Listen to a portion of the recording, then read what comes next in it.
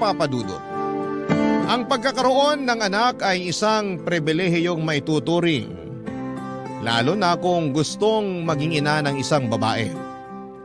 Yun ang eksaktong naramdaman ko nang pinanganak ko ang panganay namin ni Joji taong 2023. Kahit na nung unay napaisip ako kung paano ba maging mabuti at epektibong nanay, lalo na at wala naman akong kinalakhang mother figure.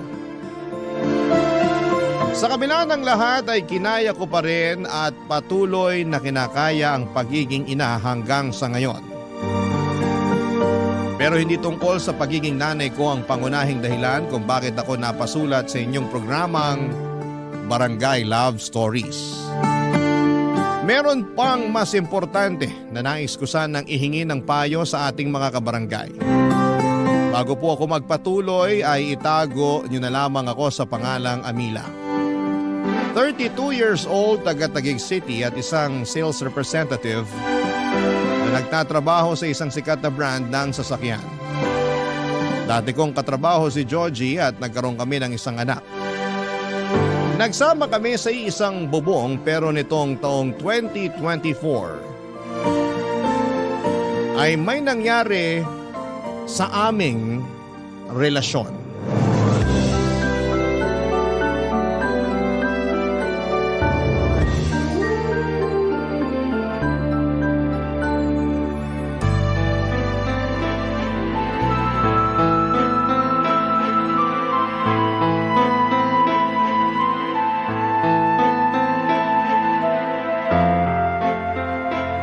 Sigurado na ako sa desisyon ko.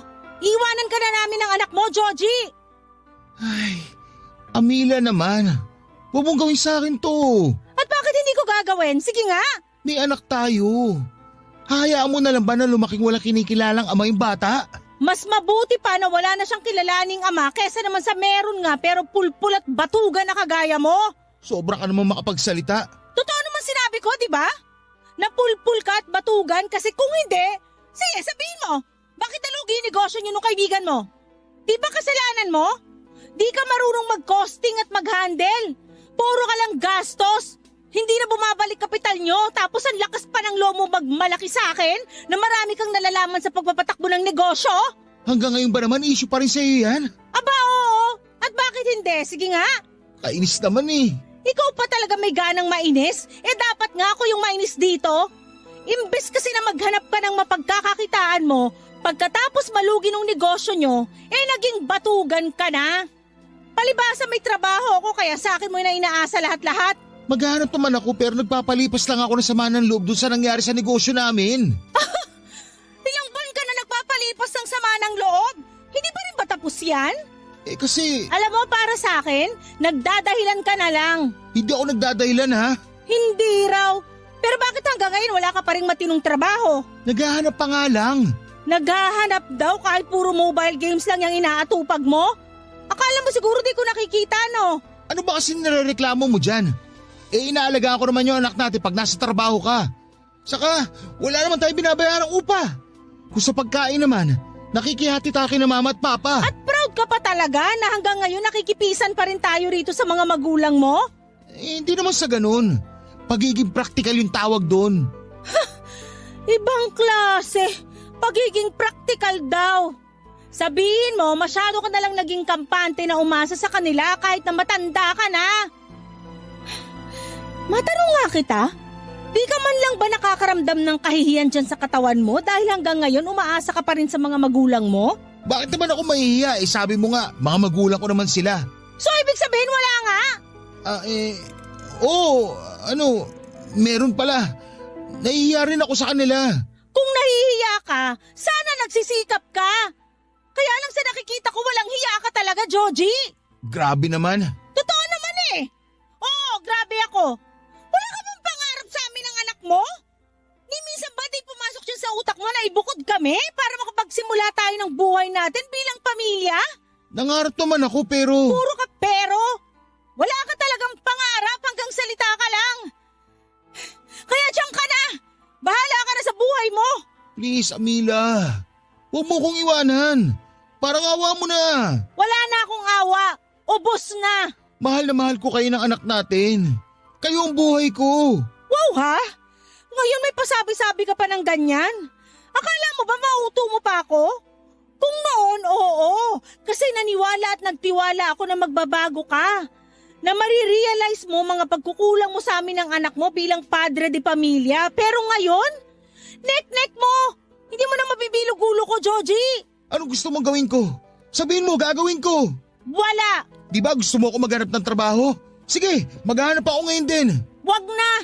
Baka manghingi ka pa sa akin ng pamasahe at pangkain mo pag nagutom ka sa labas. Mapagastos pa ako sa'yo. Oy Amila, sumusobra ka na talaga ha? Ikaw nga sobra-sobra na yung katamaran at kapulpulan mo. Nagreklamo ba ako? Ngayon lang, dahil punong-puno na ako. Isipin mo na lang kung anong magiging future namin ng anak mo sa'yo. Wala. Kaya mabuti pa ako na lang mag-isa magpalaki sa kanya. Magkanya-kanya na tayo. Bahala ka na sa buhay mo. Papadudot naging magkatrabaho kami ni Joji at doon kami nagkakilala taong 2021. Naging magkaibigan kami lalo at iisa lang ang grupo namin. Kami lang yung single ng mga panahong yon kaya sinimulan kaming tuksuhin ng mga kasamahan namin sa isa't isa. Noong una ay sinakyan ko lamang ang pang-aasar nila dahil baka tumigil din sila kinatagalan.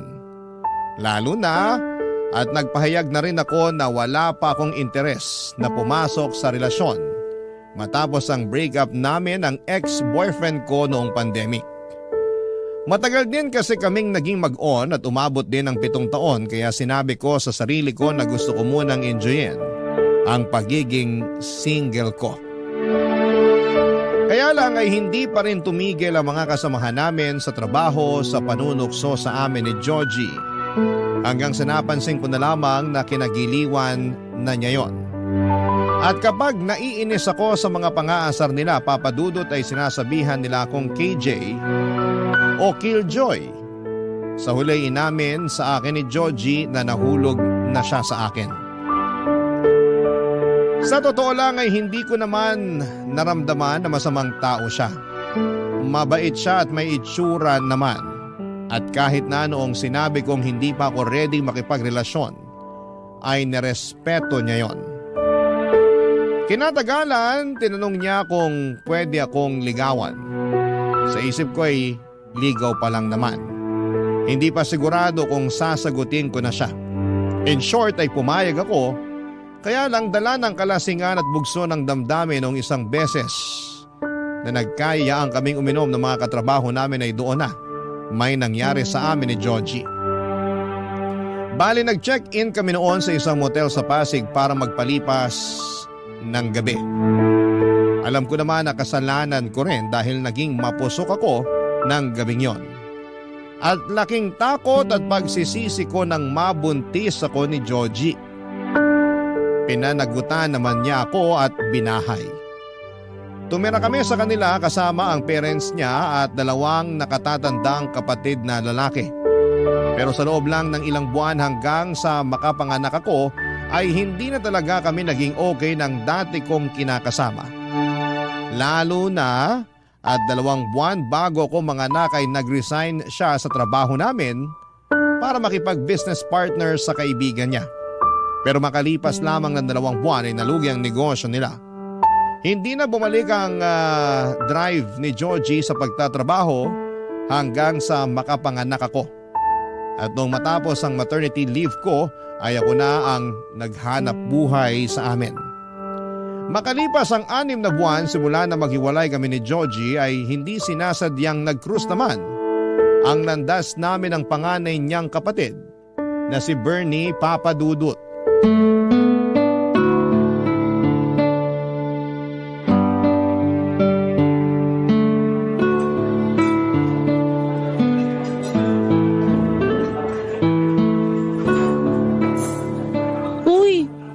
Dito sa kinainan natin. Huwag kang mag-alala. Treat ko naman since ako yung nagyaya sa'yong kumain dito. Alam ko, pero nakakahiya pa rin. May trabaho naman ako, pero nagtitipid kasi ako ngayon lalo na nagagatas at diaper pa yung anak ko. Oo, ayan oh. Kakabili ko pa nga lang. Galing ako sa grocery bago mo ako nakita dun sa sakayan ng mga UV. Oo nga eh. Sakto. Kaka-out ko pa lang sa shift ko. Sipag mo talaga. Kahit linggo nagtatrabaho. Wala ba kayong off? Meron naman pero depende kung kailanganin sa ospital. Magjo-duty talaga kahit nakasarapan pa ng tulog mo. Ganon talaga. Ito yung pinili kong propesyon. Hindi ba mahirap maging nurse dito sa Pinas? Mahirap. Parang lahat naman ng trabaho mahirap. Pero masaya ako na pinaglilingkuran ng bansa natin. Sa bagay. Pero di ba uso na yung ibang kababayan natin na nurse nag-a-abroad? Oo, matagal na namang ganun ang sistema. Ikaw ba, hindi mo ba naisip na mag-abroad? Curious lang kasi di hamak na mas malaki kikitain mo doon kaysa dito. Oo nga, kaya lang kailangan ako ng mga kababayan natin. Siguro sa iba, di nila maiintindihan tong prinsipyo ko. Pero masaya naman ako sa ginagawa ko. At hindi ko naiisip na mag-abroad para lang kumita ng malaki. Tama ka naman, pero sigurado akong maiisip mo rin yun pag nagkaanak ka na. Iba rin talaga pag may anak na. Uunahin mo talaga ang kapakanan niya. Oo naman, anak muna bago ang sariling prinsipyo. Pero don't get me wrong ha, bilib ako sa'yo at sa lahat ng mga nurse na piniling magtrabaho rito sa Pilipinas. Kayo kaya at iba pang nasa medical field ang modern hero dito. Lalo na nung nag-pandemic. Thank you. Huwag ka mag-thank you. Totoo lang sinasabi ko. Kumusta na pala kayo ng pamangkin ko? Okay naman kami. Bibong bata yung pamangkin mo. Magana rin kumain. Natutuwa nga ako dun kasi di mahirap alagaan eh. Speaking of, sino pala nagbabantay sa kanya pag nasa trabaho ka? Yung mama ko. Pero tsahin ko talaga yun ah. Ibig sabihin, doon kayo nakikituloy ngayon? Oo. Malayo ko siyang kamag-anak sa mother side. Third cousin ng nanay ko. Mag-isa lang siya sa bahay nila ngayon matapos mamatay sa stroke ng asawa niya last year. May mga anak naman, 2 babae. Pero nasa ibang bansa na pareho. Okay naman kayo doon? Oo, mabait yung tsahin ko, para ko na siyang nanay. Ako lang talaga yung medyo pasaway nung kabataan ko kasi di ako nakinig sa kanya. Talaga? Ibig sabihin, tumira ka na rin sa kanila noon? Oo, inampun niya ako at pinag-aral nila ng asawa niya sa kolehiyo. Kaya lang pasaway talaga ako. Di ko tinapos hanggang second year lang tapos nagtrabaho na ako. Umalis na rin ako sa kanila noon gawa ng hiya. Pero di naman talaga ako lumaki sa kanila ha. 18 anyos na ako nung napadpad ako sa poder nila. Galing ako nun sa Aklan, lumuwas lang dito nung namatay tatay ko. Wala rin naman akong nanay, sumakabilang bahay na raw sabi ng kamag-anak namin. Grabe, ang dami mo palang pinagdaanan, bata ka pa lang. Medyo. Marami rin ako mga maling desisyon sa buhay na hanggang ngayon ay pinagsisisihan ko. Katulad na lang nung sana nagtapos ako ng pag-aaral para kahit paano maganda naman yung trabaho ko. Sapat lang kasi para sa amin ng anak ko yung sinusweldo ko. Minsan kulang pa. Bakit? Hindi ba nagpapadala ng pera sa inyo si Georgie? Naku, hindi. Pero di ko na rin naman siya hinihingan kasi saan naman siya kukuha ng pera na ipapadala sa amin, di ba? Kung sa mga magulang niyo pa siya manghihingi, ako na ang nahihiya. Kaya nga nag-decide na ako makipaghiwalay sa kapatid mo. Ay, nalungkot talaga kami ng husto nung umalis ka sa bahay. Lalo na sina mama at papa. Lagi nilang hinahanap yung apo nila. Tungkol sa bagay na yan, wala naman akong intensyon na ilayo sa inyo yung anak ko. Di pa lang talaga ako handang ipakita siya kay Georgie. Pero sa nakikita ko naman, nagbago na si Georgie. Sa ngayon, nagsisikap siya na makapaghanap ng trabaho para raw may mukha na siyang ihaharap sa inyo. Ilang buwan na kaming hiwalay, hindi pa rin ba siya nakakahanap ng bagong trabaho? May nahanap at napasukan naman pero di nagtatagal. Ewan, sabi niya depressed daw siya. Hindi makapag-focus gawa ng lagi kayong iniisip.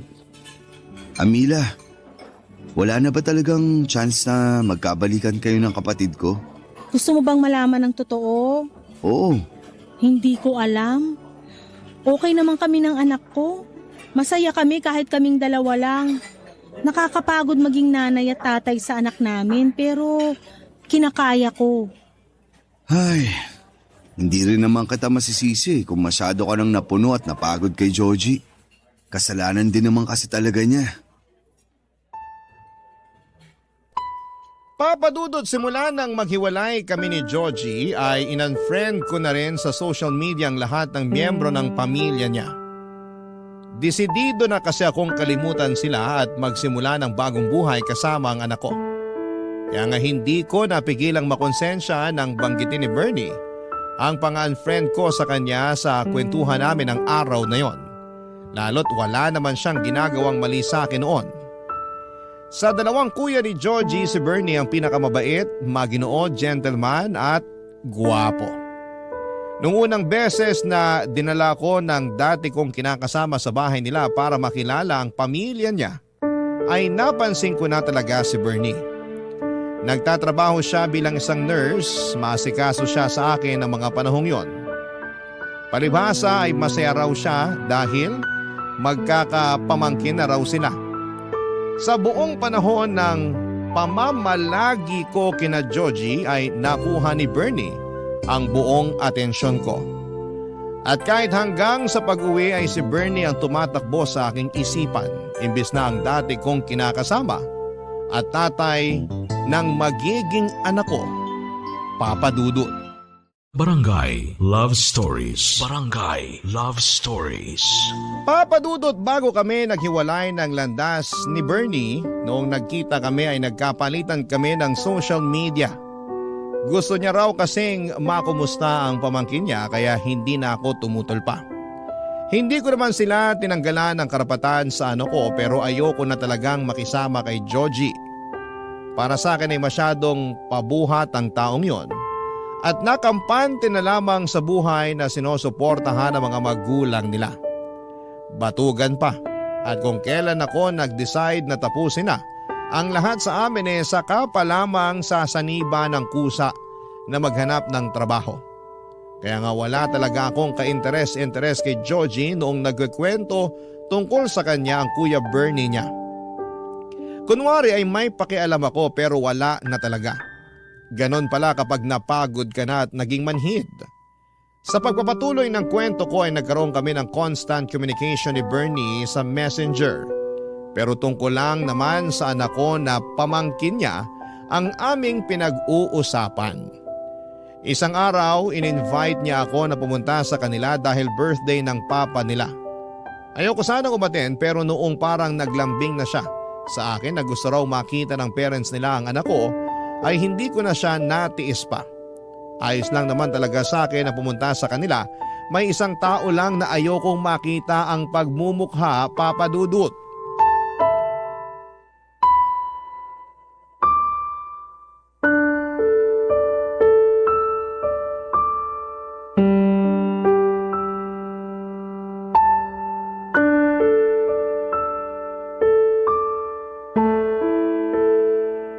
Amira, anong ginagawa mo rito? Ano bang klaseng tanong yan? Eh di inimbitahan ako rito. Sino nag-imbita sa'yo halos wala na kaming kontak sa inyo ng anak ko. Ako ang nag-imbita sa kanila rito sa bahay. Ikaw kuya? Oo, may masama ba doon? Wala pero para kayo nagkaroon ng kontak ng ex ko. Wala ka na sigurong pakialam doon. Anong wala nanay ka pa rin ng anak ko. Tapos wala akong kontak sa'yo pero si kuya meron? Kumalma ka nga muna. Paano ako kakalma? Sige nga. Hindi mo sinabi sa akin na nagkakausap pala kayo ni Amila. Baka naman sinusulot mo na siya sa akin ha? Hinay-hinay ka sa pagsasalita mo, Georgie. Baka nakakalimutan mong kuya mo pa rin ako. Walang kuya pag pag-ibig na pinag-uusapan. Sira ulong to.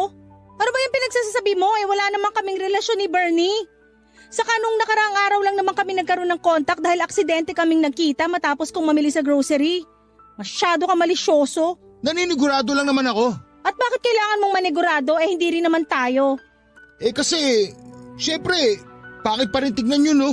Naging tayo. May anak pa nga tapos papatol ka sa kuya ko? Alam mo, kung hindi lang birthday ni Papa, baka kanina ko pa pinadugo sa suntok yung bunganga mo. Napakabastos mo. Pati ako na kapatid mo, pinag-iisipan mo ng ganyan? Mahirap na. Hirap sa'yo, masyado kang sigurista na wala sa lugar. Di na ako magtataka bakit iniwan ka ni Amila Ano sinabi mo? Ulitin mo para masapa kita. Mahiya ka nga. Gagawa ka pa talaga ng eksena sa birthday ni Papa. Ikaw nga walang iya Inibita mo si Amila. Hindi mo malang sinabi sa akin. Alam ba nila mama at papa na pupunta sa larito ng anak namin? Oo, alam nila. Kaya expected nila pagdating ng mag-ina mo. Ewan ko ba naman kung nasa ang lupalop ng daigdig yung utak mo nung sinabi ko yun sa dinner natin last time. Di ka nakikinig. Tapos ako pa sisisihin mo na wala kang alam sa pagpunta nila rito sa bahay? Ha? Hindi ko nga talaga alam. Kahit kailan talaga, Joji. Mag-sorry ka sa kuya mo. Nakakahiya ka. Ayoko nga. Hindi ka lang sigurista na wala sa lugar. Ma-pride ka rin. Bahala ka kung anong gusto mo sabihin.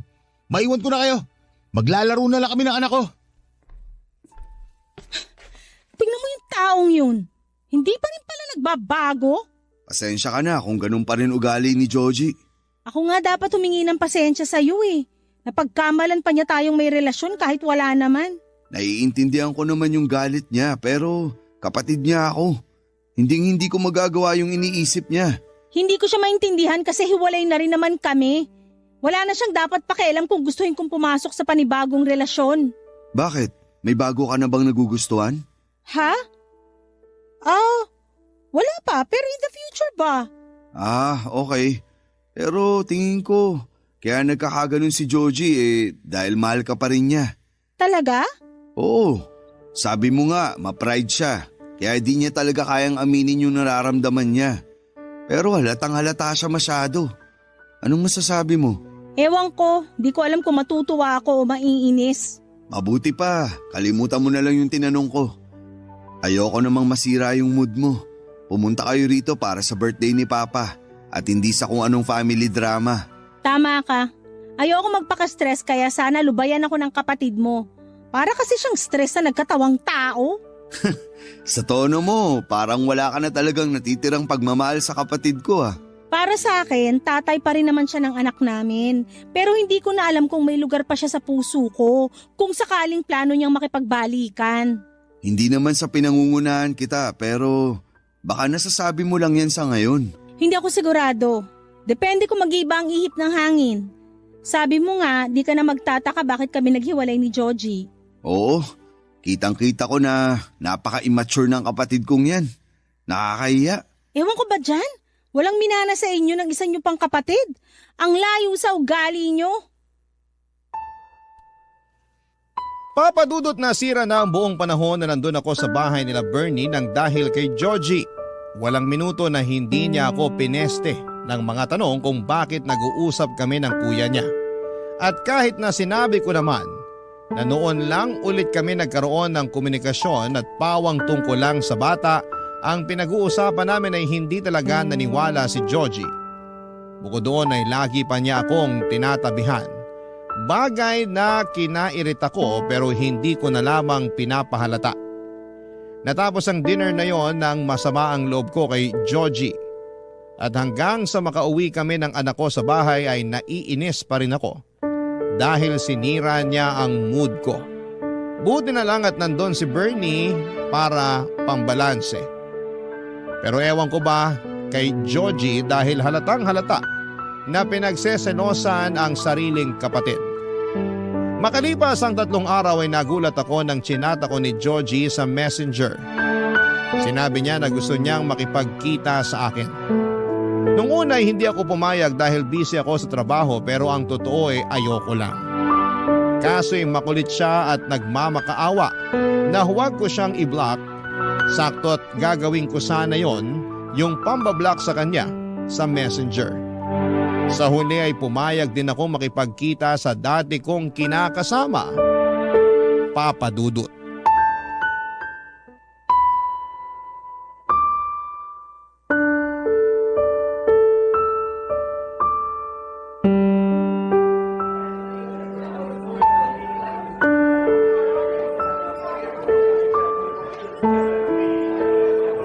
Natatandaan ko, paborito mo rito sa cafe na to kaya dito kita dinala. Oo. Paborito ko nga rito. Natatandaan ko pa rin yung kape na gustong-gusto mong in-order dito. Pati yung cake na kaparis nun. Ano ba kasing kailangan mo? Ha? Sabi ko, ano bang kailangan mo? Bakit mo ako kinukulit na makipagkita sa'yo? Pwede bang mamaya ko na sabihin? Umorder muna tayo para makakain tayo. Hindi ako pumayag makipagkita sa'yo para kumain kasama ka. Kaya sabihin mo na kung anong kailangan mo sa akin. Camila naman. Bakit? Ano bang ginawa ko? Medyo tumataas yung boses mo. Nakakahiya pinagtitinginan na tayo ng tao. Ay, nakakainis ka kasi. Ayaw mo pa akong diretsuhin, dami mo pang cheche bureche. Ay, Sige, para lang malaman mo. Nakipagkita ako sa'yo para makausap ka. Tungkol saan ba? Tungkol sa atin. Anong tungkol sa atin pinagsasasabi mo? Sa pamilya natin. Napag-isip-isip ko kasi na gusto ko nang ayusin ang pamilya natin. Hindi ako naniniwala na bigla mo lang yan naisip. Kilala kita, Joji. Wag ako. Napag-isip-isip ko nga. Pero mas lalo ko lang na-realize nung kinausap ako ni Kuya Bernie. Ha? Anong pinag-usapan niyo ni Bernie? Marami pero nagsimula yun nung tanungin niya ako kung mahal pa ba kita. Sabi ko, oo, mahal pa kita. Ang totoo, hindi naman nawala yung feelings ko sa'yo kahit na naghiwalay na tayo. Tapos sinundan niya ako ng tanong na kung bibigyan ako ng isa pang pagkakataon para ayusin ang pamilya natin, susunggaban ko raw ba? Sabi ko, oo naman. Kaya hiningi ko sa kanya yung pangalan mo sa messenger at naglakas loob akong i-chat ka. O tapos? Anong gusto mong gawin ko ngayon? Ayaw mo ba na maayos pa ang pamilya natin? Ayaw mo bang lumaki na may kinikilalang tatay yung anak natin? Sino ba namang ayaw nun? Siyempre gusto ko pero Pero ano? nag-aalangan ako. Alam mo naman kung bakit, di ba? Nakakatakot sumugal sa'yo tapos sa dulo matatalo lang uli ako. Pangako, hindi ka na matatalo dahil gagawin kong lahat para may panalo tong pamilya natin. Magiging matino akong padre de pamilya, tatay sa anak natin at kinakasama sa'yo. Bigyan mo lang ulit ako ng isa pang pagkakataon para mapatunayan kong sarili ko sa inyo ng anak natin. Hindi ko alam, Joji. Hindi naman din kasi biro yung mga pinagdaanan ko noon kasama ka. Ngayon na nakaalis na ako sa sitwasyon na yon, gugustuhin ko pa bang bumalik? May parte sa akin na gustong tanggapin yung inaalok mo kasi sino ba namang magulang nga naghahangad na magkaroon ng wasak na pamilya ang anak niya, di ba? Wala. Napagdaanan ko na yan eh. Alam ko yung pakiramdam pero may isa pang parte sa akin na nagsasabi na baka mag-aksaya lang ako ng panahon pag pinayagan pa kitang makabalik uli sa buhay namin ng anak ko. Pero hindi naman ako masamang tao. Nagkulang lang ako sa inyo ng anak natin. Lang? Kailan naging lang ang pagkukulang? Ewan, pero isang beses lang naman yun. Anong isang beses? Maraming beses na yun, hindi ko lang sinabi sa'yo. Sana sinabi mo para alam ko kung saan ako nagkulang sa inyo. Ay, wow ha? Kailangan ba talagang sabihin sa'yo ang lahat? Hindi ba pwedeng makiramdam ka? Sobrang manhid mo naman yata. Di sorry. Akala mo siguro maaayos ng sorry mo ang lahat, no? Alam ko na hindi maaayos yung mga bagay na nagawa ko na. Nagawa ko na nga, hindi ba? Nasa nakaraan na. Pero meron pa namang ngayon at hinaharap. Yung ngayon at hinaharap na sinasabi mo, kaya ko nang ayusin ng mag-isa. Kailangan mo pa rin ng katuwang lalo na sa pagpapalaki ng anak natin. Kung ngayon nakakaya mo pa dahil hindi pa siya nag-aaral, paano na pag lumaki na siya? Sige nga. Nandiyan ka naman, di ba? Di tulungan mo ako. Magpakatatay ka sa anak natin, pero hanggang dun na lang yon. Hindi pamilya matatawag yung ganong setup. Ang alam kong pamilya yung merong nanay at tatay sa isang tahanan. Hindi nanay lang. Hindi rin tatay lang. Ha? Saan mo naman napulot yan 2024 na? Yung nalalaman mo, panahon pa yata ng mga Hapon. Please, Amila. Bigyan mo pa ako ng isa pang pagkakataon. Pangako, hindi na sasakit ang ulo mo sa akin. Hindi na ako magiging batugan. Magsisikap na ako para sa'yo at sa anak natin. Papadudot, ramdam ko na sincero si Joji sa mga sinabi niya sa akin ng araw na yon. At kahit na noong una ay naiinis ako sa desisyon niyang ayusin namin ang pamilya namin, deep inside ay nakaramdam naman ako ng kaligayahan. Dahil alam kong posibleng maayos pa ang pamilya namin at hindi lalaking walang kinikilalang ama ang aming anak.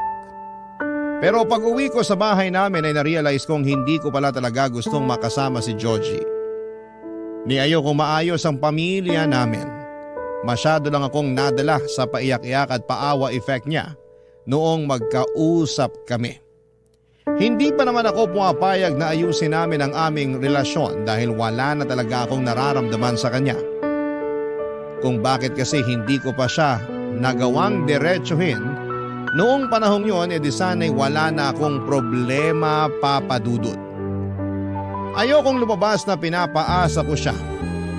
Gayong alam ko sa sarili ko na hindi ko na siya gusto.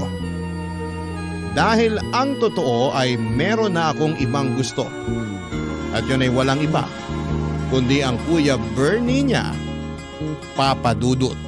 Barangay Love Stories. Barangay Love Stories. Papa Dudut, napansin ko noong simulang ayusin ni Georgie ang relasyon namin ay dumalang naman ang pangungumusta sa amin ni Bernie. Aaminin kong nakaramdam ako ng tampo sa kanya kahit na hindi naman niya kami responsibilidad ng anak ko. Masyado lang siguro akong nasanay na mabilis siya na mag-reply kapag nagchat-chat ako. Pero kahit marami na akong sinend na picture at video ng anak ko, ay hindi man lang niya magawang isin. Doon ako tuluyang nainis kay Bernie, pero alam ko naman sa sarili ko na wala siyang ginawang mali sa akin. Meanwhile, kapag si Georgie naman ang nagchat-chat sa akin ay hindi ko naman siya kaagad nire-replyan. Nagdadahilan na lamang ako pero minsan ay nagtatampo siya. Kaya nga kahit napipilitan ay chinachat ko na lamang siya, pero puro anak lang namin ang pinag-uusapan namin. One time, in-invite ako ni Georgie na pumunta sa kanila dahil wedding anniversary ng parents nila at may pa-dinner sa bahay. Walang pag-atubili akong umuo dahil naisip ko ay makikita ko doon si Bernie. Excited akong maghanap ng sexy na maisusuot at agad akong nagpaganda, Papa Dudut.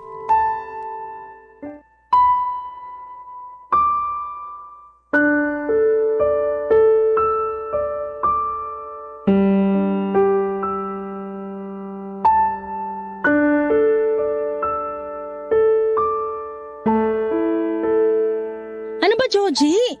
Hanggang CR ba naman? Plano mo akong sundan? Naisip ko lang naman na baka gusto mo. Gusto kong gumamit ng CR.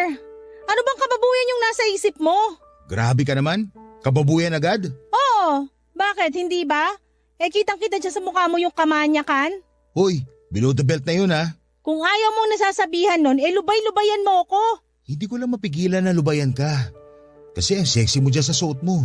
Tapos, ang ganda-ganda mo pa ngayon. For your information, matagal na akong sexy at maganda. Ay, totoo rin naman yan. Pwede ba? Huwag mo nga akong utuin. Hindi naman kita inuuto.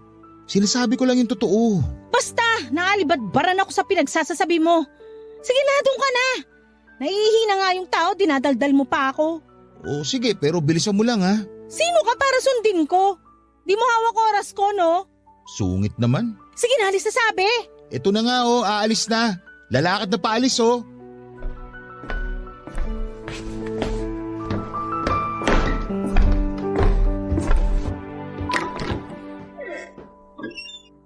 Tagal namang umalis ang kapatid kong yun.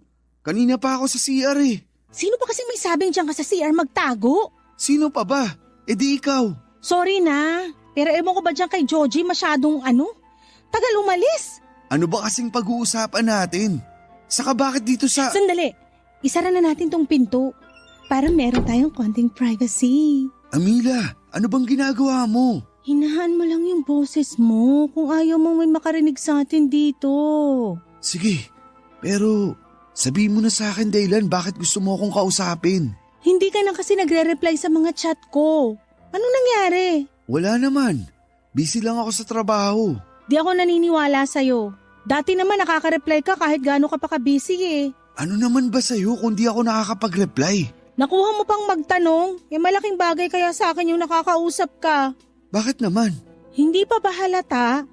Siyempre gusto kita. Nababaliw ka na ba? Baliw na kung baliw pero yun naman ang totoo. Saka matagal na itong nararamdaman ko sa'yo. Pinigilan ko lang dahil may relasyon kami ng kapatid mo. Pero ngayon hiwalay na kami. Baka naman... Hindi pwede. At bakit hindi? Dahil pilit inaayos ni Georgie ang pamilya niyo. Tapos gusto mo sirain ko lang yun? Hindi mo naman sisirain ng matagal ng sira. Saka wala naman akong feelings kay Georgie. Hindi ko na siya mahal. Ewan, di ko naman yata talaga siya minahal. Napakasama mo, Amila. Masama na kung masama, pero ikaw ba? Wala ka bang nararamdaman sa akin? Wala. Hindi ako naniniwala sa'yo.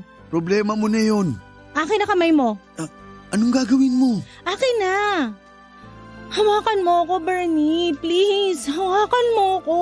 Amila, ano ba? Ngayon, sabihin mo na wala kang nararamdaman sa akin. Kung alam mo lang na sinuot ko tong sexy na damit na to para sa'yo. Nag-ayos ako. Nagpaganda para lang sa'yo. Hahayaan mo na lang ba na masolo ako ng kapatid mo?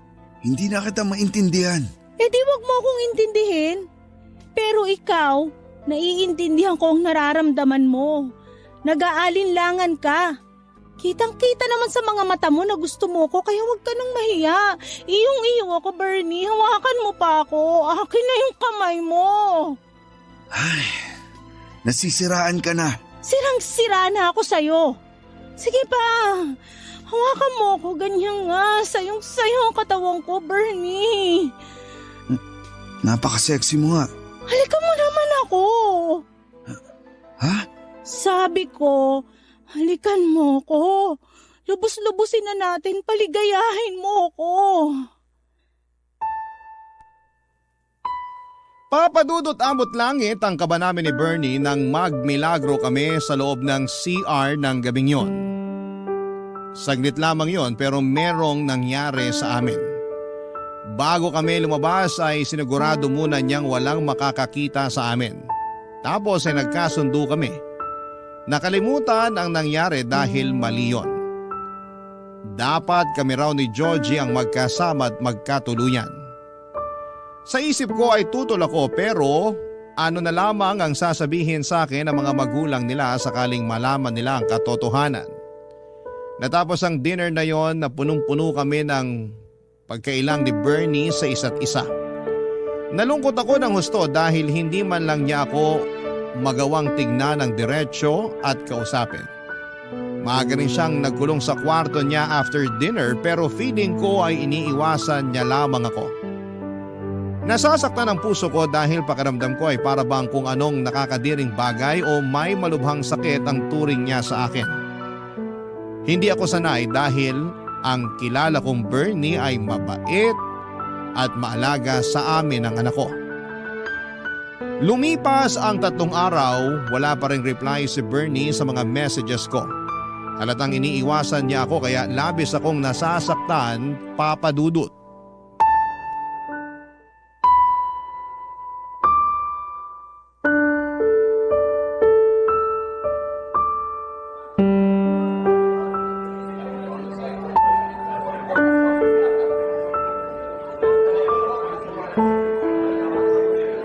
Ayos ka lang ba, Amila? Ha? Oh, oo. Bakit mo naman natanong? Napansin ko lang na kanina ka pa nakatulala dyan. Actually, may kinukwento ko pero tinigil ko na.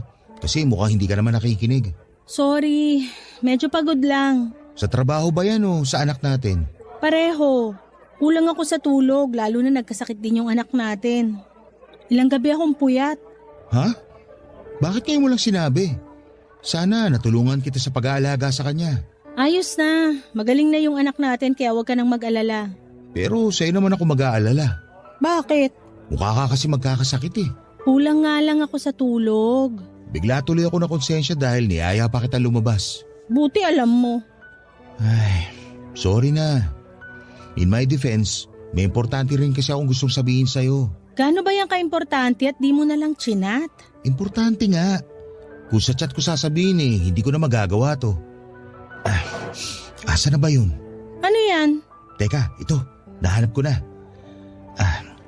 Amila, alam kong marami akong pagkukulang sa'yo at sa anak natin.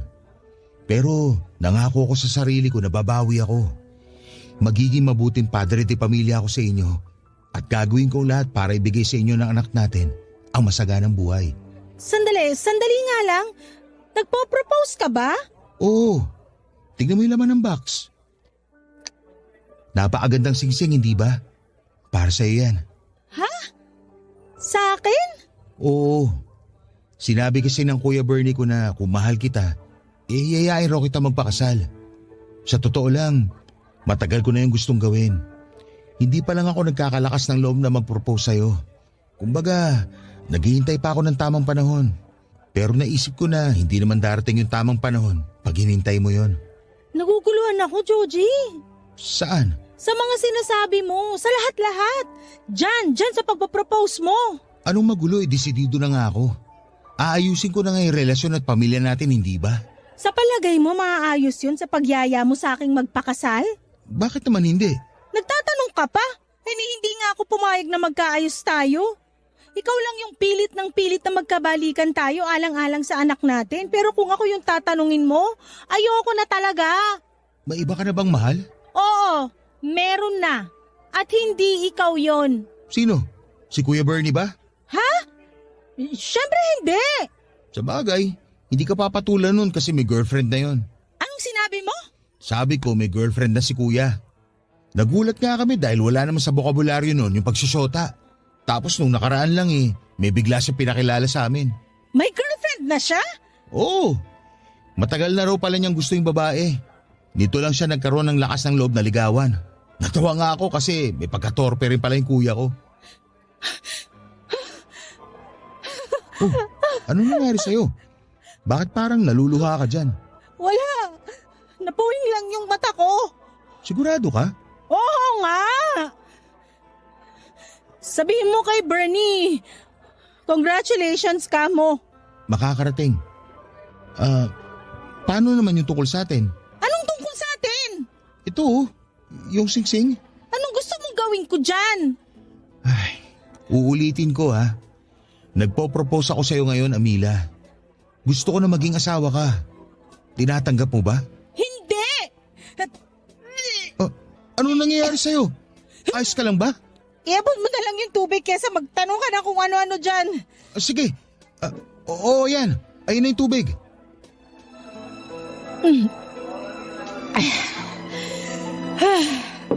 Kamusta na pakiramdam mo?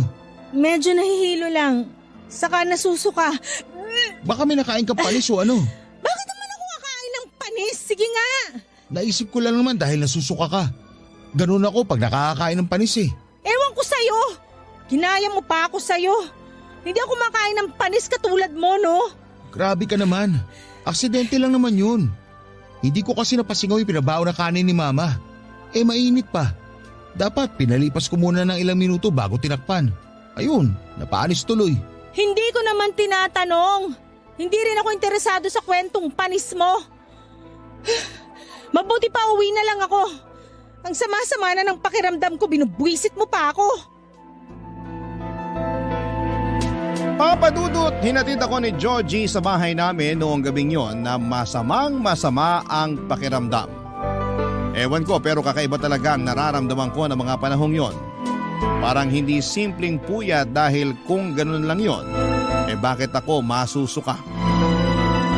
Parang may kumakayod na kung ano sa sikmura ko dahilan para maduwan ako. Nagpahinga ako buong gabi at nag-leave sa trabaho kinabukasan. Pagkagising ko noong umaga ay nakita ko ang padalang bulaklak at mga prutas ni Georgie. Natouch naman ako sa ginawa niyang yun at aaminin kong napagaan ng mga magagandang bulaklak ang masama kong pakiramdam. Lumipas ang 2 araw at hindi pa rin nawala ang sintomas ng pagsusuka ko. Doon ako kinabahan dahil huling beses na naranasan ko yon ay noong nagpositibo ako sa pagbubuntis sa anak namin ni Georgie. Bukod doon ay doon ko lang din napagtanto na delay ang menstruation ko. Kaya nga kahit kabado ay ginawa ko ang alam kong dapat kong gawin para malaman kung tama ang hinala ko. Nag-PT ako at lumabas doon na positibo. Buntis ako sa anak namin ni Bernie. Imbis na magtatalon sa tuwa ay napahagulhol ako ng iyak. Takot na takot ako at hindi ko alam ang gagawin ko. Gusto kong sabihin kay Bernie ang katotohanan pero alam kong wala na siyang pakialam sa akin, Papa Dudut. May girlfriend na nga siya, hindi ba, at ayoko namang makagulo sa relasyon nila. Pero paano ko kakayaning dalhin na mag-isa ang baby na nasa tiyan ko? Hindi ko kaya. Hindi ko alam kung kakayanin ko pa. Alanganin din naman akong sabihin kay Georgie dahil sigurado magagalit siya ng husto sa akin. Sa ngayon ay siya lang ang inaasahan kong dadamay sa akin. Sana po ay mapayuhan ako ng ating mga kabarangay. Hanggang sa mga pagkakataong ito ay nalilito pa rin po ako. Alam kong hindi ko habang buhay maitatago ang pagbubuntis ko, Papa Dudut. Gusto kong gawin ng tama pero natatakot ako sa pwedeng kahinatnan. kung bakit kasi sa dinami-rami pa ng tao ay si Bernie pa na kuya ng dati kong kinakasamang si Georgie. Napakagulo at komplikado ng pinasok kong sitwasyon. Hanggang dito na lamang po ang sulat ko, Papa Dudut, and God bless and more power sa Barangay Love Stories. Maraming salamat na rin po sakaling mapili po ninyong itampok ang kwento ng buhay ko. Ang inyong forever kapuso at ka-barangay, Amila. Dear Papa Dudut, may kasabihan na kung ano ang puno ay siya rin ang bunga. Tumutuko yon sa ugali na namana ng isang anak sa kanyang magulang. Pero sa ibabahagi ko ngayong araw sa Barangay Love Stories ay gusto kong ikwento ang magkaibang ugali ng nanay at tiyuhin ko bilang magkapatid na nanggaling sa isang magulang o iisang puno. Ngunit magkaibang bunga. Itago niyo na lamang po ako sa pangalang Sedi. 31 years old at isang OFW dito sa London, sa United Kingdom. Nagtatrabaho ako bilang isang ER nurse at nasa 6 na taon na ako rito since 2018. Sa Quezon City ako pinanganak at nagkaisip, Papa Dudut. Masasabi ko na mahirap malayo sa pamilya at mas naging challenging ang lahat noong nagkaroon ng pandemya. Pero sa tulong at awa ng Diyos ay kinakaya ko naman, Papa Dudut. Buti na lang at merong programa ninyo na napapakinggan ko online, kaya naman nalilibang ako at kahit papaano ay nababawasan ang aking kalungkutan. Tapos isang araw ay nag-decide ako magpadala ng email sa inyo na naglalaman ng aking kwento. Pero hindi lang ito tungkol sa akin at sa pamilya namin dahil malaking bahagi nito ay tungkol din sa tiyuhin ko na nagngangalang Randy. At magsisimula ang lahat taong 1993 kung kailan pinanganak ako ng nanay Mirna ko, Papa Dudut.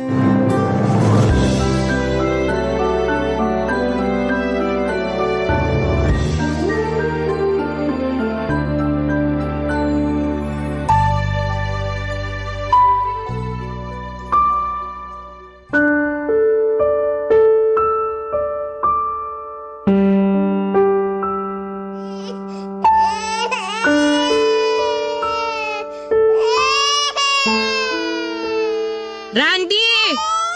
Randy, halika nga rito! Ano ba yun, ate? Ha? Hala, umiiyak ang pamangkin ko. Kaya nga buhatin mo muna, patahanin mo. Nakakairita eh. Ay, sige, gusto ko yan. Katutulog ko lang, bigla na naman yan umiyak, kakainis. Tahan na, baby. Nandito na ang iyong magandang tito. Shh, tahan na. Hoy, ano ba sinasabi mo dyan? Sinasabi ko lang naman yung totoo. Di ba, baby? O, di ba? Sang-ayon yung anak mo. Paano sasang-ayon, hindi yan nakakapagsalita? Ay nako, akin na nga yung anak ko. Dali, akin na. Akala ko ba ayaw mo sa anak mo? Bakit mo kinukuha sa akin? Saan naman ang galing yan? Sa akin lang. Nahahalata ko kasi na lagi kang naiinis kay baby. Sabi mo pa nga nung isang araw, sana di mo na lang siya pinanganak. Sinong di maiinis sa batang yan? Kung makaatungal ng iyak, wagas. Natural, bata nga eh. Sanggol, baby. Para ka namang di dumaan sa pagiging iyakin. Pwede ba, wag mo nga akong pilosopohin? Hindi kita pinipilosopo, ate. Sinasabi ko lang yung totoo. Saka bakit ba kasi ang init ng dugo mo sa pamangkin ko? Tinatanong mo pa talaga? Tukmul tatay niyan eh. Baka paglaki niyan magmana sa damuho na yun. Walang kasalanan yung anak mo, kaya wag mo sa kanya isisi yung ugali ng tatay niya. Saka sa inyong tatlo, siya yung biktima. At paano naman nangyari yon? Siyempre, nabuo siya dahil di kayo nag-ingat. Tapos sa kanya kayo magagalit. Sige, hindi na ako sa kanya magagalit, kundi sa'yo na. Oh, bakit naman napunta sa akin galit mo dyan? Inaano ka ng beauty ko? Naalibadbaran talaga ako sa'yo at dyan sa kabaklaan mo. Lahat na lang talaga ng makita mo, damay sa inis mo. Nakakainis naman talaga eh. Sigurado ako na kung nabubuhay si nanay at tatay, di nila papayagan yung pagiging binabae mo. Kaso nga, wala na sila. Saka mabait kaya mga magulang natin. Kaya nga siguro sila kinuha agad sa atin. Basta. Kung ayos lang sa kanila yung pagiging bakla mo, sa akin, hindi pa rin. Akala mo naman may magagawa ka para pigilan ang kabaklaan ko. Kaya nga akin ay anak ko. Mahawa pa siya sa pananalita at kilos mo. O ayan. Pag umiyak yan, wag mo akong tatawagin sa labas ha. Ha? Bakit naman hindi? Makikipaglaro ako sa mga kaibigan kong babae. Magsaing ka muna at magpakulo ng tubig bago ka makipaglaro. Ate naman. Mamaya na lang. Sasampalin na talaga kita. Oo na. Magsasaing na nga at magpapakulo ng tubig. Mahal na Reyna. Sumasagot ka pa talagang bakla ka, ha?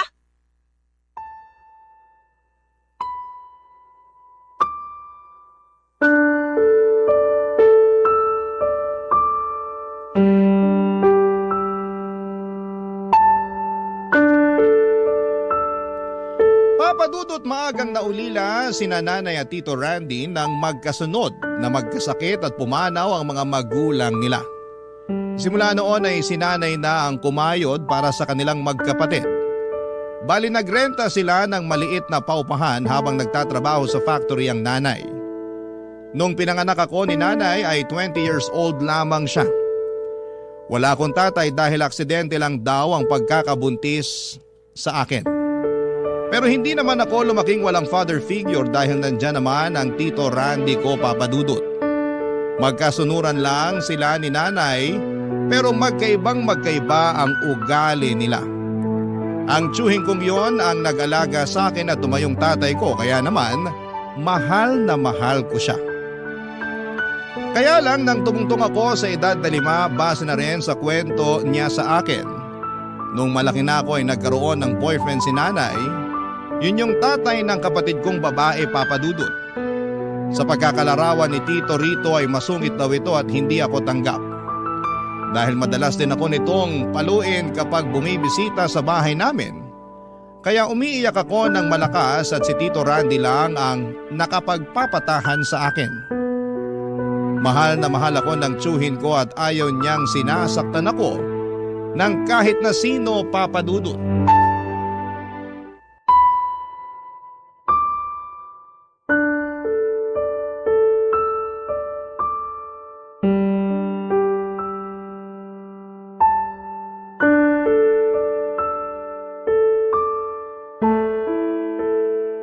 Ate, alam mo bang sinasaktan ng boyfriend mo si Sedi? Ha? Hindi ba normal lang yon lalo matigas ulo niyang pamangkin mo? Anong normal dun? Nagkakapasa na nga yung bata. Saka baka nakakalimutan mo, 5 taong gulang pa lang si Sedi. Hindi ko nakakalimutan yon. Ano palagay mo sa akin, Ulyanin? Parang wala ka namang pakialam sa anak mo. May pakialam ako sa kanya. At bilang nanay niya, alam ko na makulit siya. Kaya siya napapalo ng tatay-tatayan niya. Kahit na gaano pa kakulit si Sedi, hindi pa rin tama na paluin siya. Pagdidisiplina ang tawag doon, hindi mo ba alam yon? Sa bagay, wala ka nga palang anak. At kahit kailan, hinding-hindi ka naman magkakaanak. Dahil dyan sa kabaklaan mo. At ano na namang kinalaman ng kabaklaan ko rito? Malaki. Kasi nabanggit sa akin ng boyfriend ko na nasusuya raw siya sa pagmumukha mo. Ano? Nabanggit niya sa akin na ayaw niya sa mga bakla. Kaya naisip ko na paalisin ka na rito sa bahay ko. Bakit mo ko paaalisin? Nagbabayad ako ng renta rito. Alam ko pero matanda ka na. 24 ka na, diba? Oo, ano naman ngayon? Gusto na namin magsama lalo't magkakaanak na kami. Hindi raw siya makalipat dito dahil nandito ka pa. Sandali. Ano nga ulit yun? Magkakaanak na kayo? Oo, buntis na ako at gusto na namin bumuo ng pamilya. Kaya nga lilipat na siya rito para magsasama-sama na kami. Bakit mo ko pinaalis? Di ka ba nakakaintindi? Ayaw nga niya sa mga bakla. Di ayaw ko rin sa kanya. Huwag ka nga makipagtalo. Umalis ka na lang, total matanda ka naman na eh. Huwag ka nang makipagsiksikan dito sa amin. Magkanya-kanya na tayo. Pambihira. Di ko akalain ipagpapalit mo ko sa lalaking yon, ate. Anong klaseng kapatid ka? Baka nakakalimutan mo na matagal-tagal din kitang binuhay. Simula nang namatay si nanay at tatay, nagtrabaho na ako para makakain tayo. May pambayad sa renta at iba pang gastusin sa pamamahay natin. Masama pa bang hangarin ko na lumagay sa tahimik kasama yung magiging pamilya ko? Pero pamilya mo rin naman ako. Kung ipagtabuyan mo ko, parang di mo ko kapatid. Hindi naman mawawala pagiging kapatid ko sa iyo eh. Saka hindi naman kita pinagtatabuyan. Ang sa akin lang, masikip na tayo rito. Hindi raw pinagtatabuyan, Pero parang ganun na rin yun. Basta, buo na yung desisyon ko. Aalis ka na sa bahay na to. Ate naman eh. Huwag mo ako maati-ati dyan. O ano pang hinihintay mo? Simulan mo na mag-impake ng damit at gamit mo. Saan naman ako pupunta pag umalis ako? Eh di sa mga kaibigan mo. Makituloy ka muna sa kanila, ay lagi ka naman nandun, di ba? Tapos mag-ipon ka ng pera para makapagrenta ka. Kaya mo na yan, matanda ka na. Pati ba naman yun, ako pang pag-iisipin mo? Pero paano si Sedi? Ano paano si Sedi? Di ba? Sinasaktan nga siya ng boyfriend mo. Kawawa naman yung pamangkin ko. Hindi siya sinasaktan. Dinidisiplina lang siya. Saka huwag mo nang alalahanin si Sedi. Dahil ako pa rin naman ang nanay nun. Kung makapagsalita ka, akala mo sa matris mo lumabas yung anak ko. Masyado kang mapang-angkin. Manahimik ka nga. Papa Dudut, kahit na anong tutol ni Tito ay pinalis pa rin siya ni nanay sa bahay.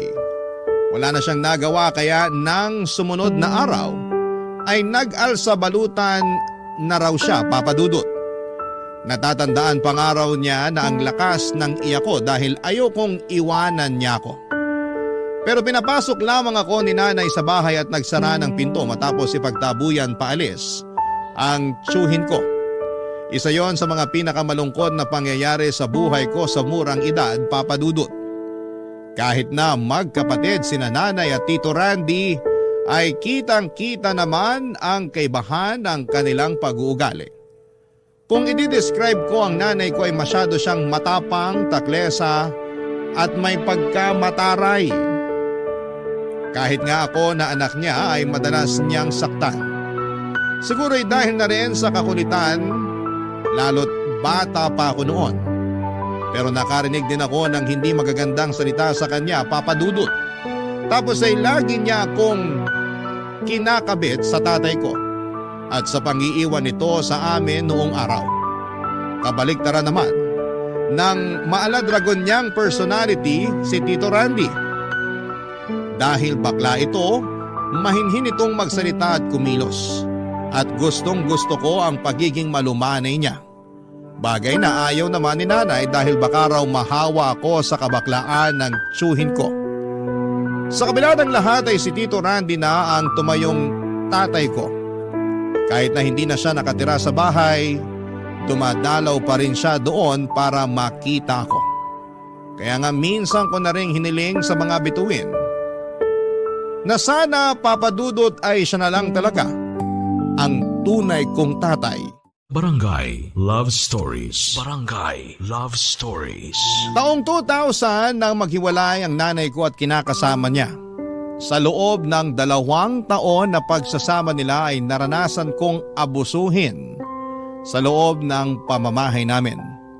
Mabigat kasi ang kamay ng tatay-tatayan ko at katulad ni nanay ay masakit din siyang magsalita, Papa Dudut. Noong bago sila naghiwalay ay napansin ko na madalas na ang pag-aaway nila. Bukang bibig din ang nanay ko na nalulong daw ito sa bisyo ng pag-inom ng alak at pagsusugal. Naging bayolente na rin po ito at maging ang kapatid kong babae ay pinagbubuhatan na rin niya ng kamay. Doon na bumalik sa bahay namin si Tito Randy matapos siyang lapitan ni nanay para humingi ng tulong na mapaalis sa pamamahay namin ang dati niyang kinakasama. Kwento sa akin ng tiyuhin ko ay umabot pa sila noon sa barangay. Noong nakatira na ulit sa bahay namin ang tiyuhin ko ay pinakamasaya ko sa lahat. Kasi pakiramdam ko ay bumalik na yung tao na totoong nagmamahal sa akin. At sa loob ng 11 years, si Tito Randy ang bumuhay sa pamilya namin sa pamamagitan ng pagpasok sa iba't ibang trabaho. Tulad ng pagwe-waiter sa beer house, makeup artist, tendera ng mga damit, pagkain at beauty products at sa uli ay parlolista. Nagtrabaho rin naman si nanay pero ayon sa tito ko ay lagi raw natatanggal sa mga pinapasukan dahil walang tiyaga at laging uma-absent. Kaya hindi talaga magawang magpahinga ng tiyuhin ko sa pagkayod lalo na at siyang nagpapaaral sa aming magkapatid, Papa Dudut.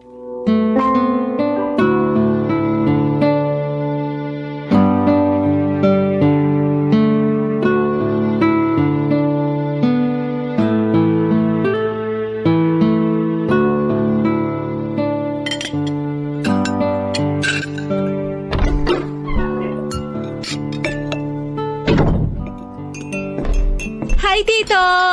Oh, nandito ka na pala, Sedi. Kumakatito ka parang hindi mo ako nakita. Ay, hello po, Nay. Sus, si ate naman nagtampo agad. Hindi yung tampo, no? O ayan, umiinit na naman agad ulo mo. Sabayan mo na kami kumain, Sedi. Nagluto ako ng sinigang na bangus. Paborito mo. Ay, sige po. Ayan, kanin. Kukuha kita ng ulam sa kaldero. Teka, Nasaan po si Grace? Tapos ang kumain, natutulog na. ang sabihin mo, nag-inarte kasi ayaw ng ulam. Kaya ayun, natulog na lang. Oh, Sedi, ulam mo. Ay, salamat po. Alam mo namang hindi kumakain ng isda yun, yan pa talagang niluto mo. Ano namang masama sa niluto ko? Sarap-sarap kaya ng sinigang na bangus. Saka namimiss ko na mag-isda. Ilang araw na tayong kumakain ng processed food. Hindi na yun healthy, no? Dapat dyan sa anak mo, tinuturuan mong kumain ng masustansya. Huwag mong kinukumpara yung bunso ko sa ate niya. Sabihin mo, sinanay mo sa kapritsyo. Ay naku Randy, masyado kang madaldal. Kumain ka na lang dyan. Kakain talaga ako. Kain ka lang ng kain ha. Alam ko pagod ka sa pag-aaral.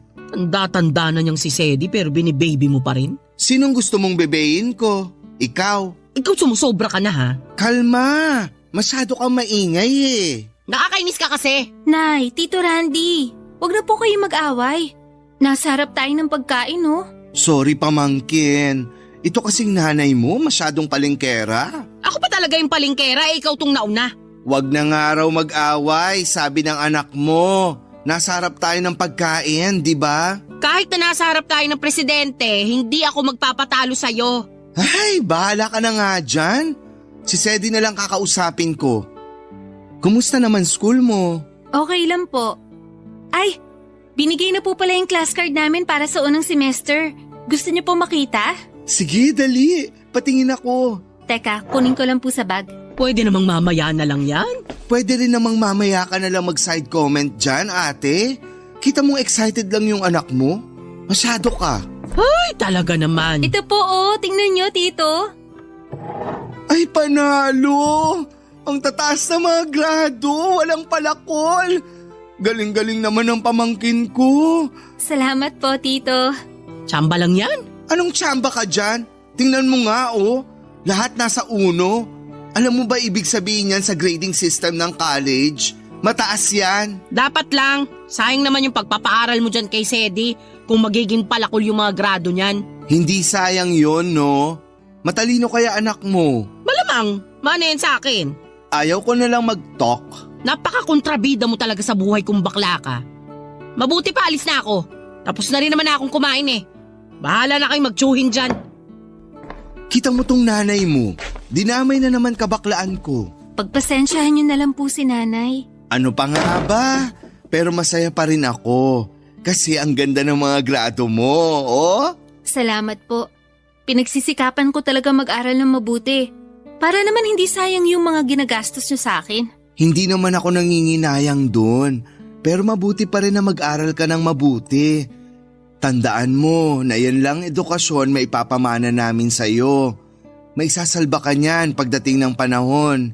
Kaya tuloy-tuloy mo na pagbutihin pag-aaral mo. Nagkakaintindihan ba tayo? Opo, Tito. O siya, kumain ka na. Damihan mo kain. Marami akong sinaing.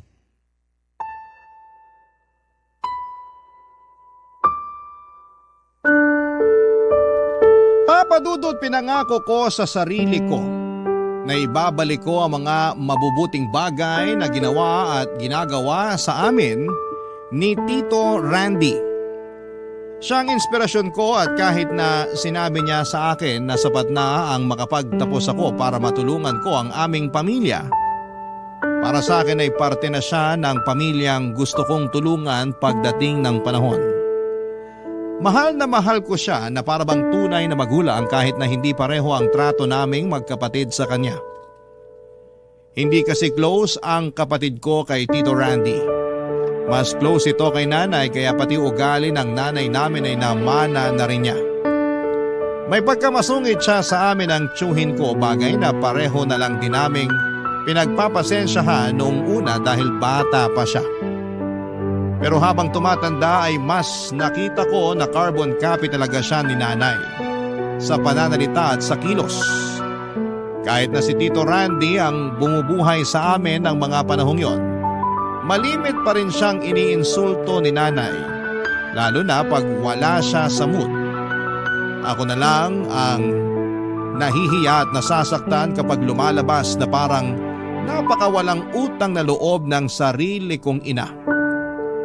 Sinabi na lang ng tiyuhin ko na intindihin ko ang nanay dahil baka may pinagdaraanan ng mga panahong yon. Kaya yun na nga ang ginawa ko, Papa Dudut.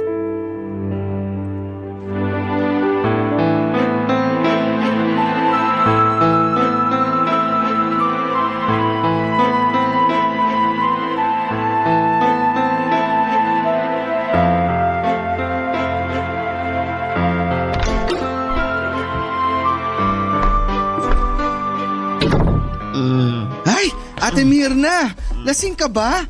Hindi nakainom lang. Nakainom lang daw, pero sa itsura mo mukhang nakarami ka. Ay, kalabaw! Nay! Ano po nangyari sa inyo? Nanay mo, hinahalikan yung sahig. Halika, tulungan mo ko para maiupo natin siya sa bangko. Sige po. Bigat mo, te. Ano ka mo? Hindi ako pabigat Sabi ko, bigat mo. O ayan, umupo ka nga muna. Yabang mo naman, porke ikaw nagpapakain sa amin at nagpapaaral sa mga anak ko. Ano bang pinagsasasabi mo? Wala akong pinagmamayabang. Meron. Kasasabi mo lang na pabigat ako. Nay, hindi po sinabi ni Tito yun. Mas paniniwalaan mo pa yung bakalang yan kesa sa akin na nanay mo? Ba't di ka naman inire niya na? Sa matres ko ikaw lumabas. Wala namang matres yung bakalang yan. Naku, pagsabihan mo yung nanay mo, Sedi.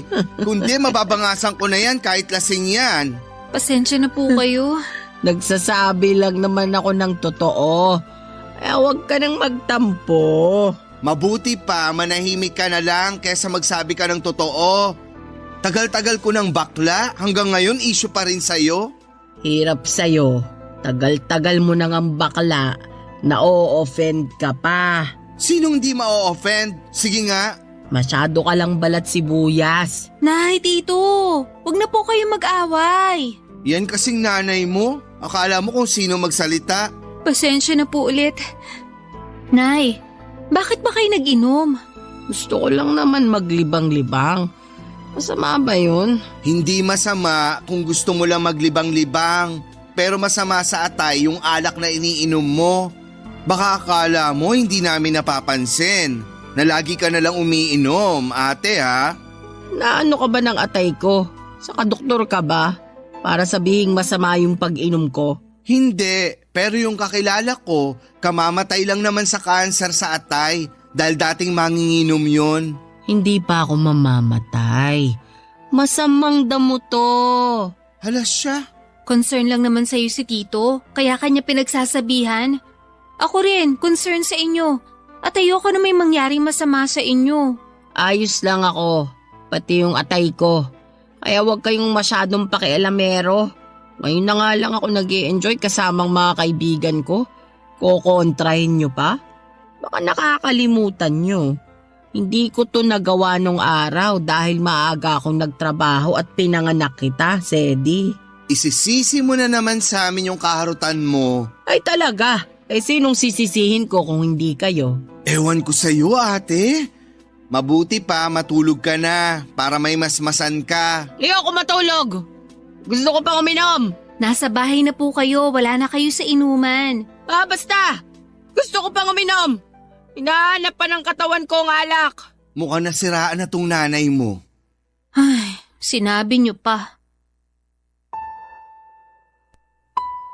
Papa Dudut, sobrang dismayado na ako sa pinapagawa ng nanay ko sa buhay niya ng mga panahong yon.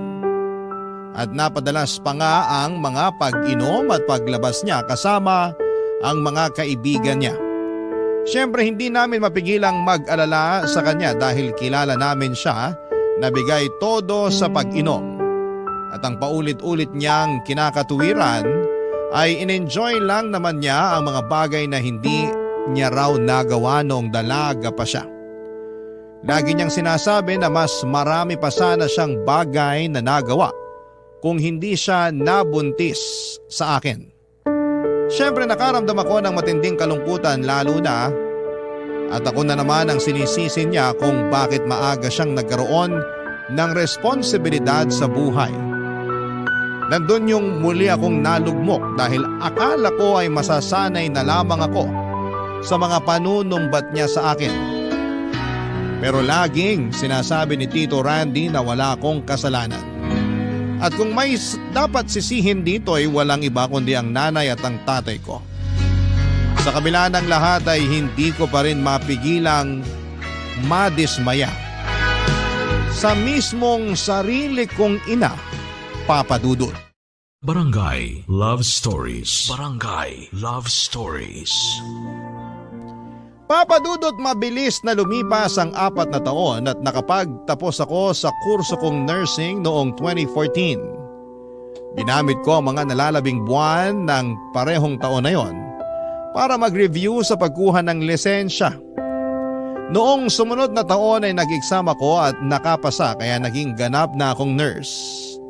Nagporsige talaga ako para makapag-apply sa mga ospital dito sa lugar namin at kahit inabot ng 5 buwan ay nagbunga pa rin naman ang pagsisikap at pagtsatsaga ko.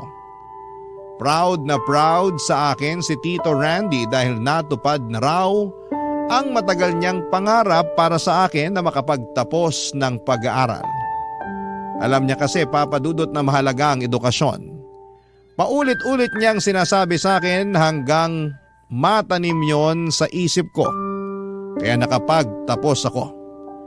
Sa pagpapatuloy ng panibago kong pakikipagsapalaran sa buhay bilang empleyado, ay masasabi kong hindi pala ganong kadali ang lahat, Papa Dudut. Lalo na sa propesyon ko bilang isang nurse na hindi na nga kataasan ng sweldo pero doble naman ang pagod. Tapos pag uwi ko sa bahay ay hindi rin ako makapagpahinga dahil sa bunganga ng nanay ko.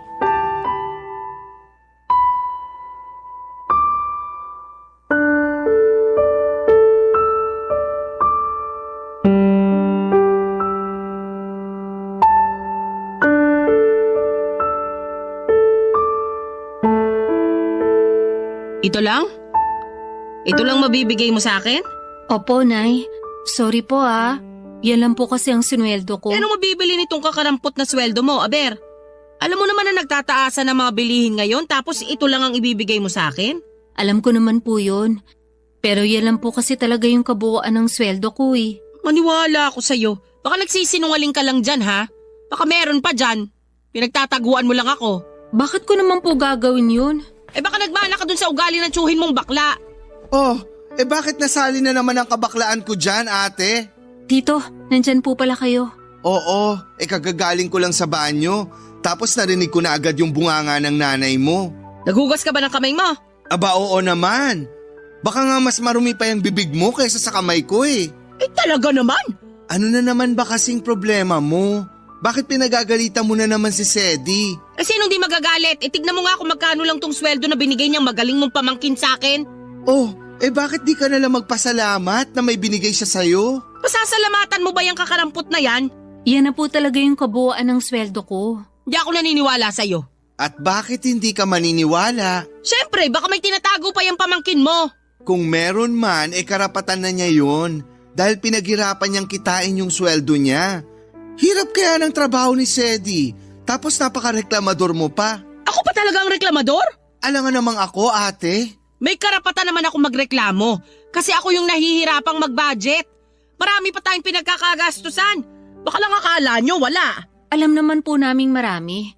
Pero sana maintindihan nyo na hindi naman ganun kalaki yung sweldo ko bilang nurse. Kung bakit kasi yan pa yung kursong kinuha mo noon sa kolehiyo? Mababa naman pala magiging sweldo mo. Kahit kailan mahina ka talaga. Ay, Ate Mirna. Parang di ko na nagugustuhan yung tabas ng dila mo sa anak mo, ha? At bakit? Nakuha mo pa talaga magtanong. Naririnig mo ba yung sarili mo? Oo, palagay mo sa akin, bingi? Hindi, pero sariling anak mo, pinagsasalitaan mo ng ganyan? Kung ikaw kaya pumalit sa posisyon ni Sedi, ikaw mag-nurse doon para malaman mo na hindi madali ginagawa niya. Tapos ikaw pa may ganang magsalita ng ganyan sa anak mo? Wala namang mali sa sinabi ko. Kung nasaktan si Sedi, problema niya na yon. Saka ayaw mo nun, alam niyang pamangkin mo na hindi maganda yung trabaho niya. Nasa kanya na lang yun kung maghahanap siya ng ibang trabaho. Yung mas malaki ang sweldo. Mag-abroad ka kaya, Sedi? Po? Doon ka mag-nurse. Huwag dito sa atin. Sigurado tiba-tiba suswelduhin mo doon. Baka nakakalimutan mo nagsisimula pala magtrabaho si Sedi. Hayaan mo muna siya. Huwag kang masyadong madera dyan. Hindi naman tayo nagugutuman eh. May trabaho ako, kaya makakapag-ambag din ako. Pinagmamalaki mo yung trabaho mo, kulang pa yan sa pamamakla mo. Nay, tumigil na nga po kayo. Sumusobra na po kayo eh. At bakit? Totoo naman ang sinabi ko ah. Totoo man o hindi, matuto naman po kayo mahiya kay Tito Randy. Kung makapagsalita kayo sa kanya, parang hindi niya tayo binuhay at sinuportahan ng mahabang panahon na. Ipapaalala ko lang sa inyo na siya ang nagpaaral sa amin ng kapatid ko. Lagi tayong iniisip at inuuna ni Tito. Tapos wala na kayong ibang sinabi sa kanya kundi pang iinsulto at masasakit na salita. Matuto naman po kayong mahiya, Nay. Hindi maganda yung ugali niyo.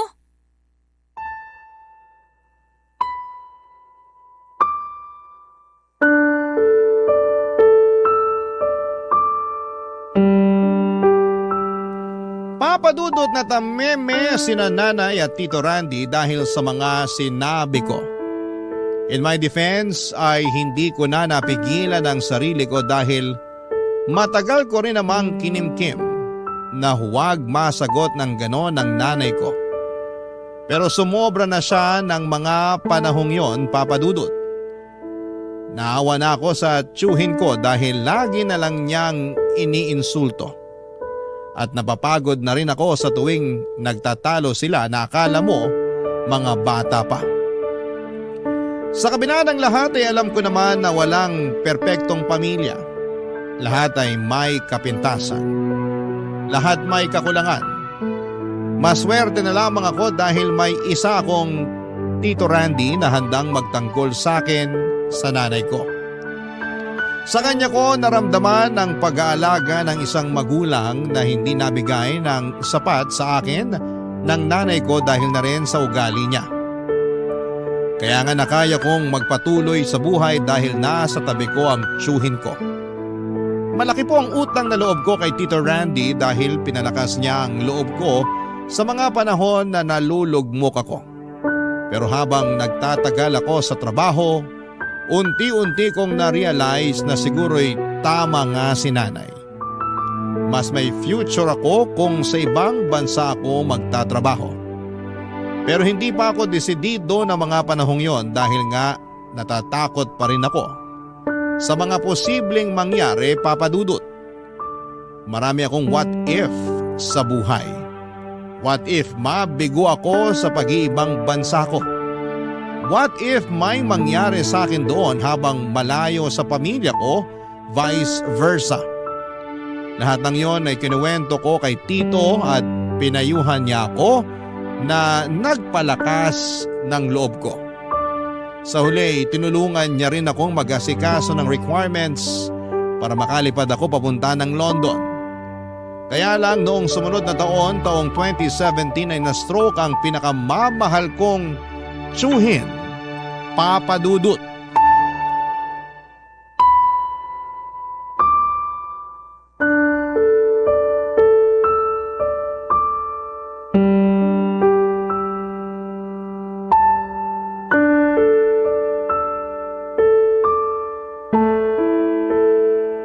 Kumusta na yung pag-aasikaso mo ng requirements?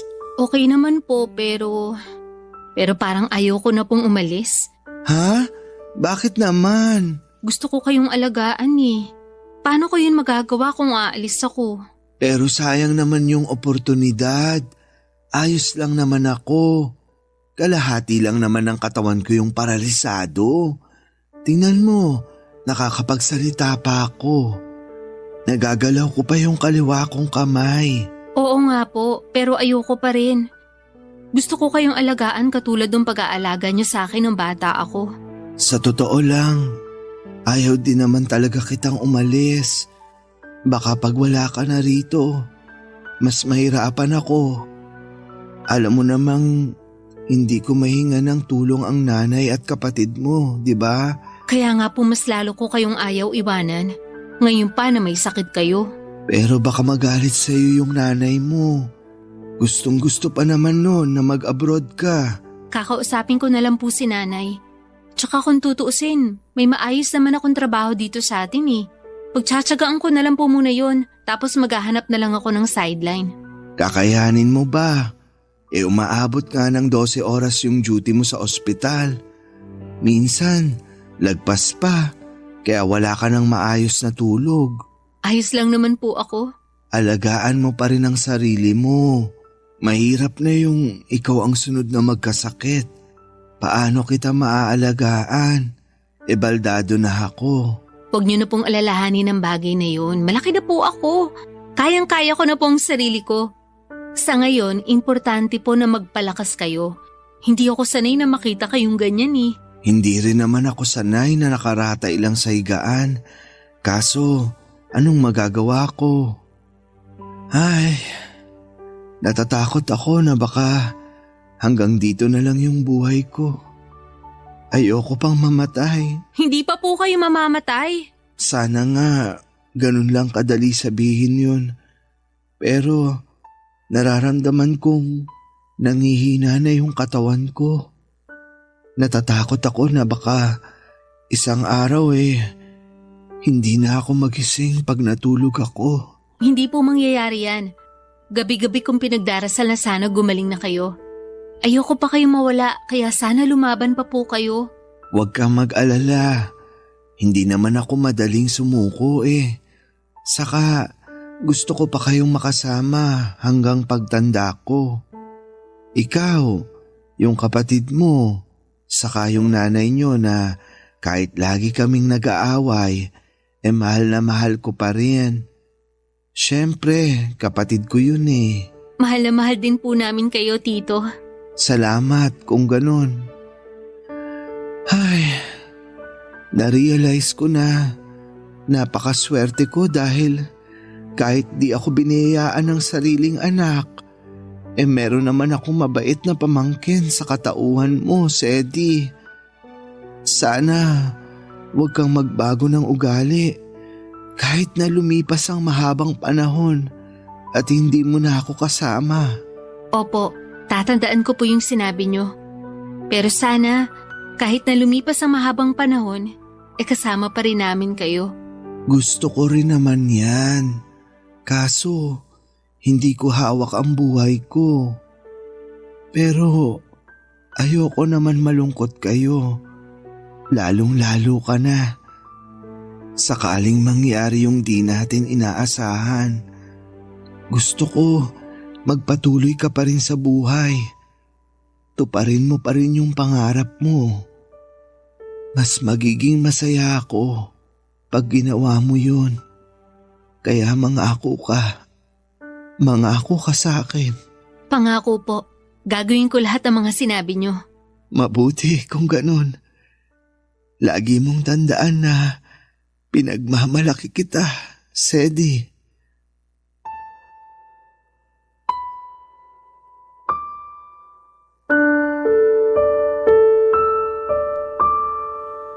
Papadudot noong taong ding yon ay nagsuffer sa pangalawang stroke niya si Tito Randy. Doon na nga siya tuluyang naging lantang gulay at isang gabi makalipas ang 2 linggo. Mula nang ma-stroke siya ulit ay hindi na nagising pa mula sa pagkakatulog ang pinakamamahal kong tiyuhin, ang sakit. Sobrang sakit na iwanan niya dahil pakiramdam ko ay napakabilis ng mga pangyayari. Yun bang tipong hindi ko pa na ibabalik sa kanyang lahat ng mga magagandang bagay na ginawa niya sa akin at sa pamilya namin. Tapos ay binawi agad siya sa amin. Ang unfair lang, papadudot. Sa kabila ng lahat ay lagi ko na lang iniisip ang mga masasaya at mabubuting bagay at sitwasyon. Nakasama ko ang tito ko noong nabubuhay pa lamang siya. Pag ginagawa ko yon ay nagkakaroon ako ng lakas para makapagpatuloy. Kaya nga noong sumunod na taon ng 2018 ay tinuloy ko ang plano kong pagpunta sa London para mag-OFW. Mahal na mahal ko ang Tito Randy ko, Papa Dudut, at alam ko na kung saan man siya naroroon ngayon ay pinagmamalaki niya ako tulad ng palagi niyang sinasabi sa akin. Malungkot na maaga siyang kinuha sa piling namin pero nagpapasalamat pa rin ako sa Panginoon. Sa ilang taon na ibinigay niya para makasama namin ang pinakamamahal kong tito. Hinding-hindi ko siya makakalimutan at palagi siyang laman ng puso ko. Hanggang dito na lamang po ang sulat ko, Papa Dudut, at maraming salamat sakaling mapili po ninyong i-ere sa inyong istasyon. Malaking bagay po sa akin na mapakinggan sa Barangay Love Stories ang sarili kong storya. God bless po and more power sa inyo dyan sa Pilipinas. Ang inyong forever kapuso at ka-barangay, Sedi.